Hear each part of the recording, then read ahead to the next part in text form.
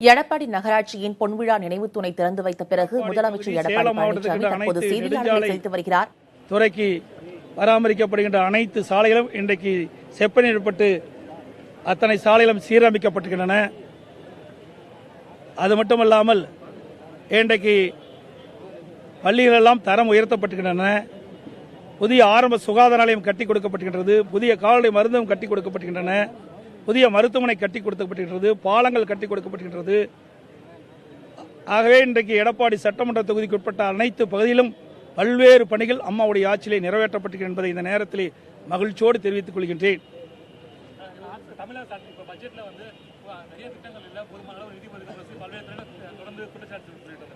அது எதிர்க்கட்சிகள் வேண்டும் என்றே சொல்லுகின்ற குற்றச்சாட்டு. பட்ஜெட்டில் எது தேவையோ அதையெல்லாம் இன்றைக்கு பட்ஜெட்டிலே தெரிவிக்கப்பட்டு நிதி ஒதுக்கீடு செய்யப்பட்டுகின்றன. ஆர்கே நகர் சட்டமன்ற இடைத்தேர்தலை பொறுத்தவரைக்கும் கழக துணை பொதுச் செயலாளர் முன்னாள் நாடாளுமன்ற மதிப்புக்கு மரியாதைக்கும் அண்ணன் டி தினகரன் அவர்கள் கழகத்தினுடைய வேட்பாளராக அறிவிக்கப்பட்டுகின்றனர். அவர் 23ஆம் தேதி தேர்தல் பிரச்சாரத்தை துவங்குவதாக அறிவிக்கப்பட்டுகின்றார். அன்றைய தினமே தேர்தல் பிரச்சாரம் துவங்கப்படும்.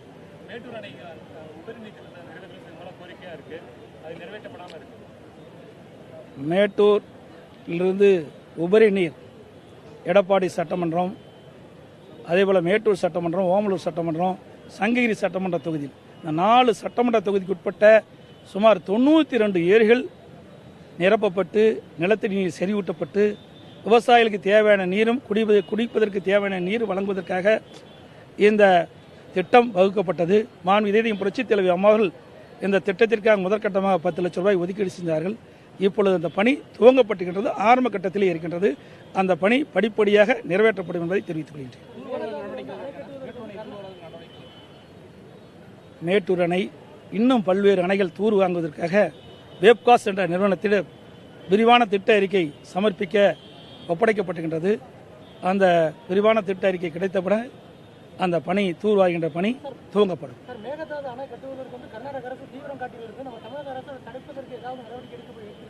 மேகதாது அணை பொறுத்த வரைக்கும் ஏற்கனவே இதயம் புரட்சித் தலைவி அம்மாவுடைய ஆட்சியிலே உச்சநீதிமன்றத்தில் இடைக்கால மனு ஒன்று போடப்பட்டிருக்கின்றன. கர்நாடக அரசு அணை கட்டுகின்ற பொழுது மத்திய அரசுடைய அனுமதி பெற்றுத்தான் கட்ட வேண்டிய சூழ்நிலை இருக்கின்றது. எனவே கர்நாடக அரசு உச்சநீதிமன்றத்திலும் மத்திய அரசிடம் கட்டுகின்ற பொழுது அதை தெரிவிப்பேன் என்று தெரிவித்துக்கின்றார்கள். ஆகவே உச்சநீதிமன்றத்திலே இப்பொழுது காவிரி சம்பந்தப்பட்ட வழக்கு நடைபெற்றுக் கொண்டிருக்கின்றது. மேகதாதுவிலே கட்டுவதற்கு தமிழக அரசு எந்த காலத்திலும் அனுமதிக்காது என்பதை இந்த நேரத்தில் தெரிவித்துக் கொள்கிறேன்.